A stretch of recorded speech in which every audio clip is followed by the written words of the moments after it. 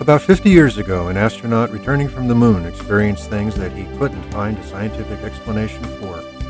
So, with some colleagues, he launched a new science focused on the mind and how it works in the body and across space and time. It's the field of Noetics, where the tools of modern science are used to help us understand how what we think and feel affects us and the world around us.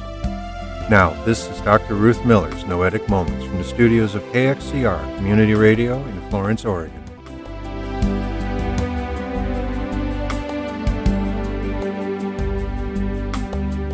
This is Noetic Moments, the show that explores what consciousness is, what it does, how it works, and how our lives could be much fuller if we understood it better. I am Ruth Miller, a longtime student of consciousness, cybernetics, and culture, and through this series of programs I'm introducing some of the people whose work has defined this field of research, and I'm explaining some of their ideas and experiments.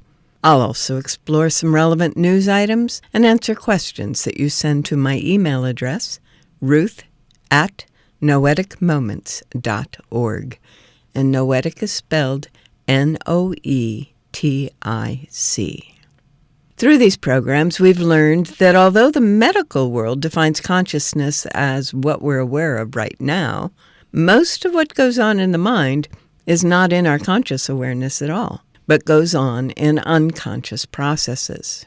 From Jung and Freud and other early researchers, we learned that our minds can be thought of as having three different realms of consciousness. Our normal awareness, what we call the conscious mind, then what keeps our bodies going and includes our fears and beliefs about threats and dangers, the subconscious mind, and what connects us with our highest ideals and guides us in our actions, the superconscious mind. We learned that we can change our state of consciousness, so we're aware of different aspects of mind at different times. And then we learned that the brain modifies whatever sensory signals it receives to fit past patterns of experience, following a default network or structure in the brain. This means that we perceive, we see, hear, taste, smell, and feel what our brains expect to experience based on the past. We learned that no one has yet been able to pinpoint how ideas and thoughts are formed in brain tissue, and we saw that our body often responds faster than nerve impulses or chemicals can travel, and before we're aware of it. Some experiments have even demonstrated that a person's mind continues to perceive and process for as much as several hours, even when the brain and heart are flatlined and the person has been declared dead. Based on all of this, many scientists have come to accept that what we call mind is not the product of the electrochemical activity of the cells making up the brain, but is in fact the activity of a field that surrounds and permeates the brain and body. It's possible to measure at least a portion of this field as electromagnetic activity for several inches around the body, in what some say is an egg shape, extending from below our knees to a few inches above our heads. Mind, then, is a field, a pattern of energy that exists whether the body is functioning or not, and permeates and develops with the body and the brain. This means that the brain is best understood as a receiver-transmitter, receiving messages from the mind and transmitting them to the body, and receiving messages from the organs and the senses and transmitting them to the body in what we call the subconscious mind. Some researchers are exploring how the two hemispheres of our brain are involved in this information transmittal and receiving. From the world and focusing on analysis through the left hemisphere, and apparently from our mind mostly through the right hemisphere. We've learned this field of mind affects energy and matter in a variety of ways. For example, there have been many experiments in quantum physics where the subatomic building blocks of the universe show up as energy or matter, depending on whether a mind is present to observe them. We've seen that people's bodies and their pets have been observed to change when someone connected with them turns attention their way, no matter how far away they are.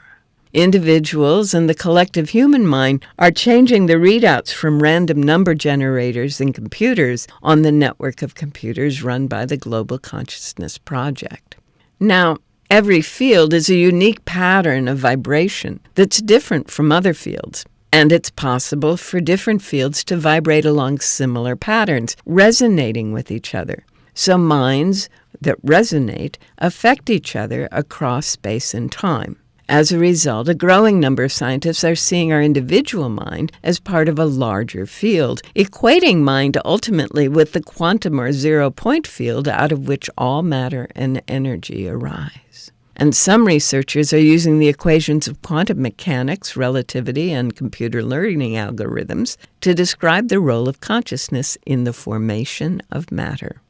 Together, these understandings and researches are helping to explain things like the law of attraction, how the world around us mirrors what our consciousness is focusing on, accessing information through insight, intuition, and channeling, how dreams affect the body and consciousness, how music affects the brain, the body, and connections with other fields of mind, how we can enhance or slow down healing through our thoughts, emotions, and visualizations, and how the belief in a treatment can help a patient experience healing in the placebo effect, how remote viewing and telekinesis work, and how we can get into a state of flow in which the mind and the brain are in sync, maximizing our effectiveness.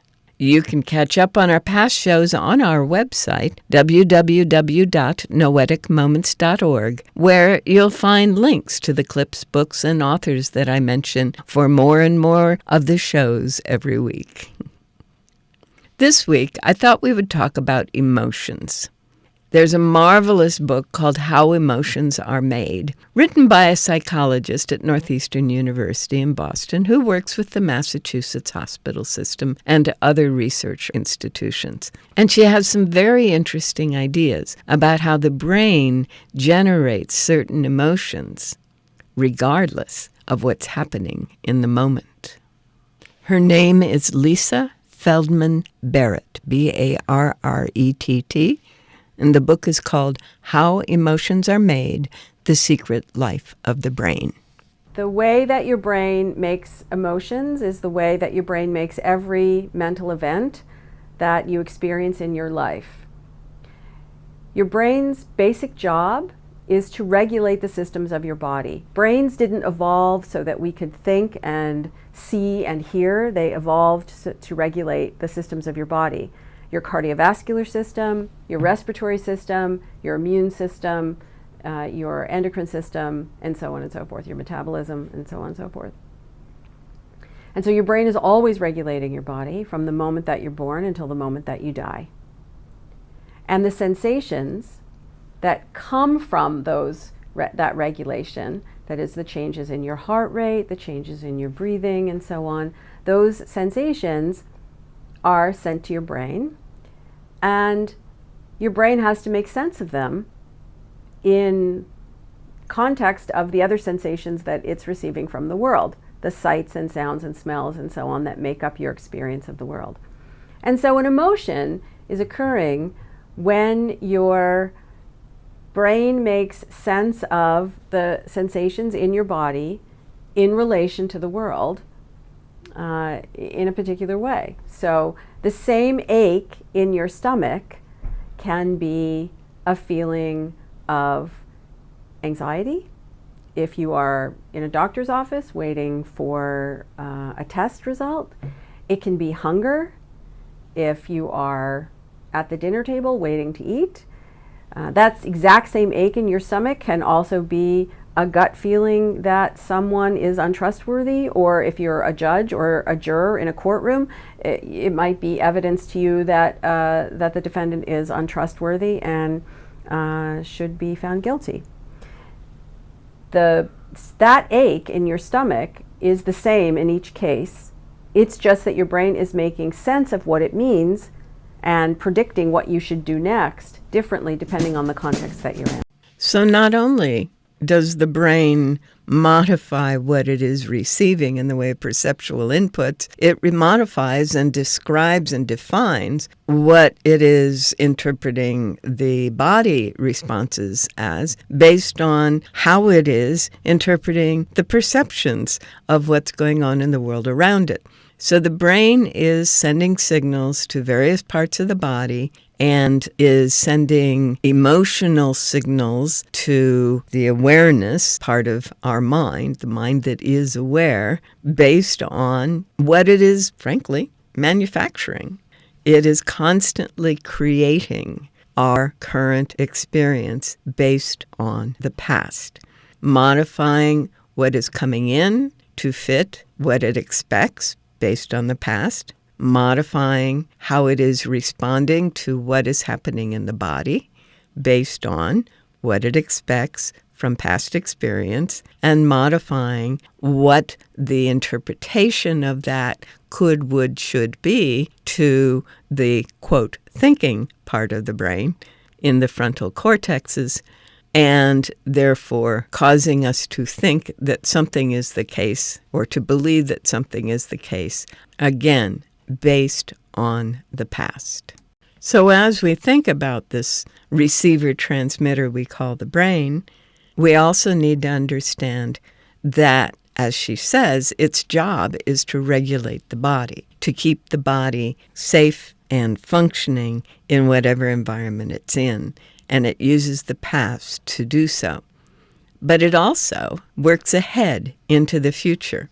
There's new studies coming out in various journals that are suggesting that the way the brain learns is different from the way artificial intelligence learns. This is coming from Oxford.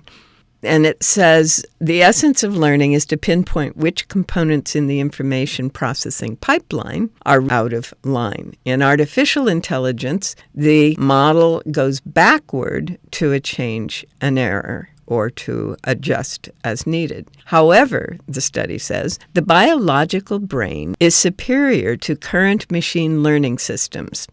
We can learn new information by just seeing it once, while artificial systems need to be trained hundreds of times with the same pieces of information.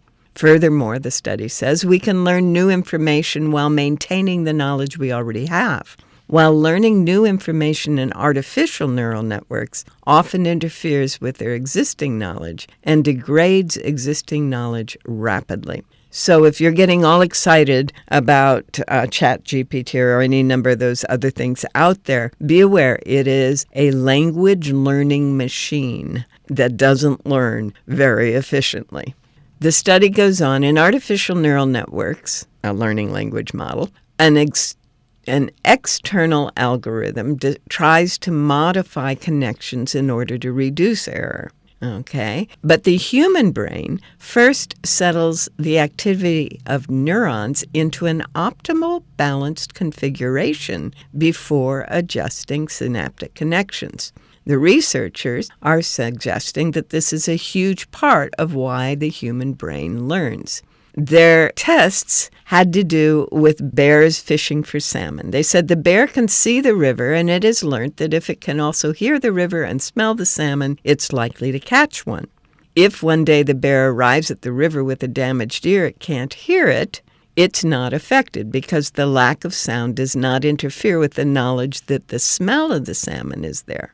But in an artificial network, the lack of hearing would also result in a lack of smell because the connections are so tight between hearing and smell that not being able to hear would shut down the neurons encoding the river and the salmon. So the bear, in that case, the artificial bear, would conclude there is no salmon and go hungry. They developed a mathematical theory and developed the model based on the theory, abstract models, performing what they're calling prospective configuration. Back what I was saying earlier, the brain creates structures that then it fits the data to in order to regulate the system in an effective way. So The brain is this marvelous, marvelous biological system working to coordinate this incredible complexity of our bodies, and it isn't a reliable mechanism for interpreting the world around us. We'll have to learn more about that.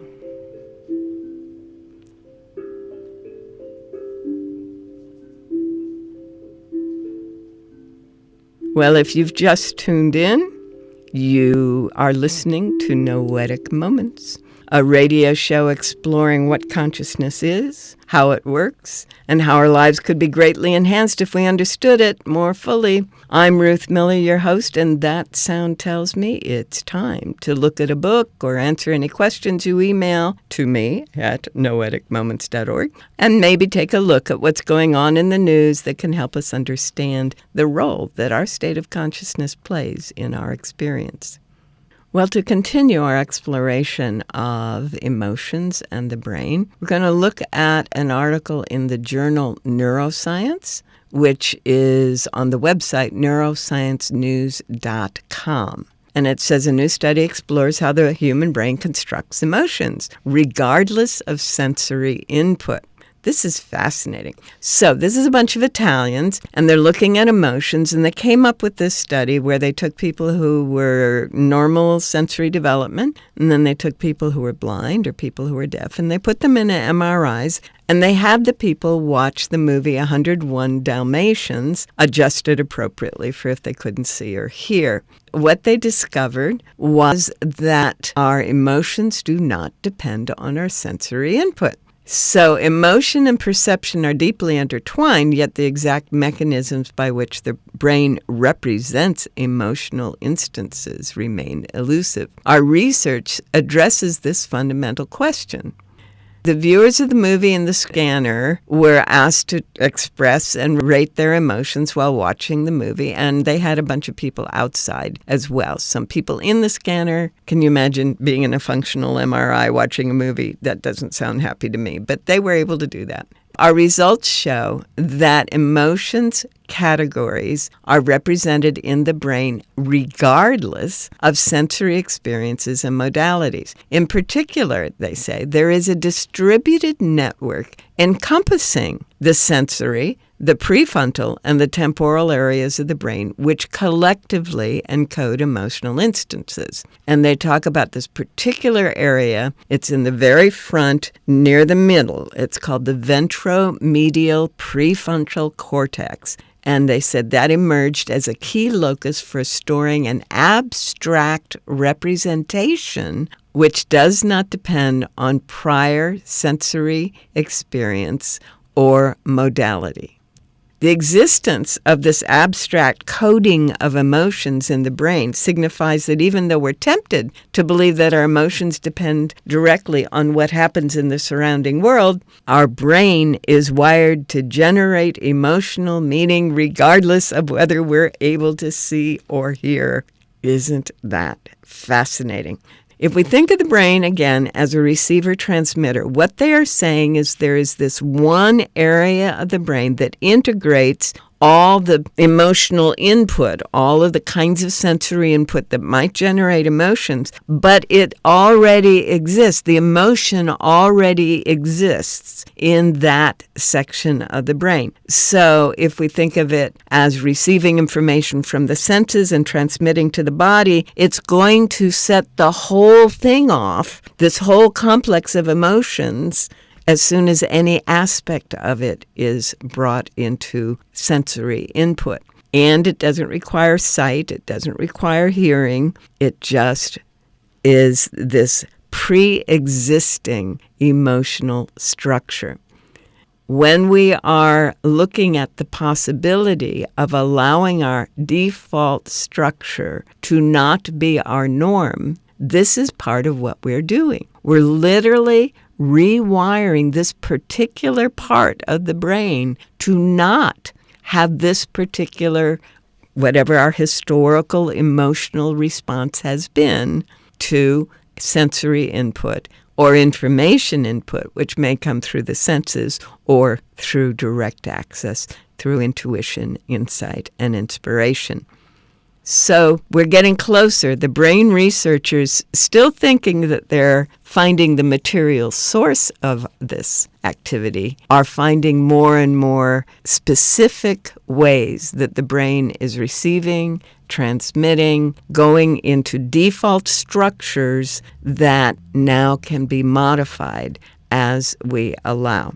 So if you're looking at rewiring your emotional responses, there are a number of ways you can do them. We've talked about them over the previous shows. You can use the process that I laid out, that I call release and replace. It's a lot more complicated than that. You can use various other processes that are out there to take an automatic emotional response, a default structure in the brain, and begin to erode that structure and replace it with a new one. And you begin to erode it in a variety of ways. You can do it physiologically, you can do it with imagery, you can do it with emotional processes, you can do it with various psychotherapeutic processes, you can use hypnotism. There are all these ways to do that eroding of what has been in place and beginning to replace it with something that is far more effective for who you are today and what your life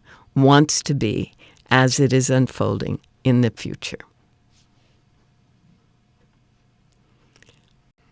At the beginning of the show today, I had us listening to Lisa Feldman Barrett, the psychologist who is the author of the book How Emotions Are Made, The Secret Life of the Brain.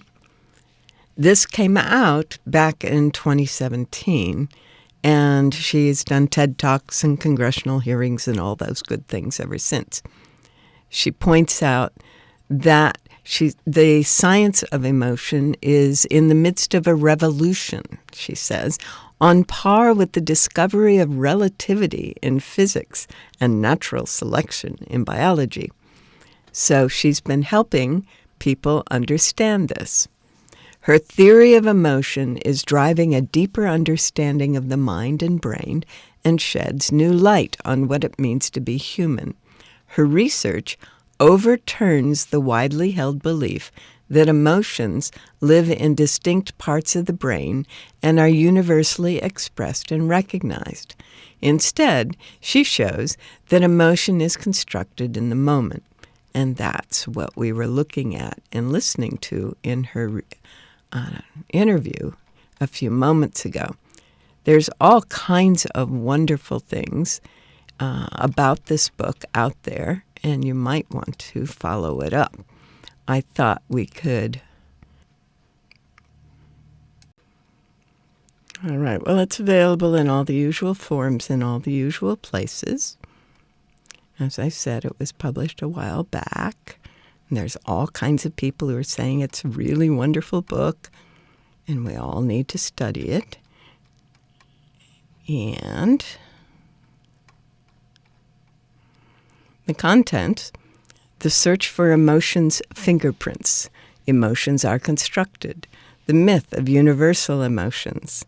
And she goes on, concepts, goals, and words, mastering your emotions, emotion and illness, emotion and the law. Is a growling dog angry? From brain to mind, the new frontier. And her appendices include some very specific, detailed kind of things. And she says in her introduction, once upon a time in the 1980s, I thought I would be a clinical psychologist. I headed into a PhD program at the University of Waterloo, expecting to learn the tools of the trade as a psychotherapist and one day treat patients in a stylish yet tasteful office. And then she goes on in later paragraphs. It was in graduate school that I felt my first tug of doubt about the classical view of emotion. At the time, I was researching the roots of low self-esteem and how it leads to anxiety or depression. And then she was looking at experiments. She said, I'd done more complicated experiments as an undergraduate student, so this one... She says, when I looked closely at all the evidence I had collected, I noticed something consistently odd across all my experiments. Many of my subjects appeared to be unwilling or unable to distinguish between feeling anxious and feeling depressed. Instead, they had indicated feeling both or neither. Rarely did a subject report feeling just one. This made no sense. Everybody knows that anxiety and depression, when measured as emotions, are decidedly different. She thought her experiments were failing. Then she says later, as it turned out, my experiments were failing after all. My first botched experiment actually revealed a genuine discovery. People often do not distinguish between feeling anxious and depressed. So if you've been wondering if you're weird, you're not. It looks like a marvelous book. I strongly recommend it if you want to understand more about emotions, how we generate them, and what they do for our bodies and our mind. Well, we are out of time for today. But remember, you can continue the exploration on our website, www.noeticmoments.org, where there are always links to archived past shows. We're catching up slowly but steadily. That will put you in touch with the titles and the resources we refer to on the show, and where you can send me your comments and questions, which I'll do my best to get answered the next time I'm on the air. For now, thanks for joining me here at Noetic Moments, recorded in the studios of beautiful KXCR Community Radio in Florence, Oregon. And have a great week.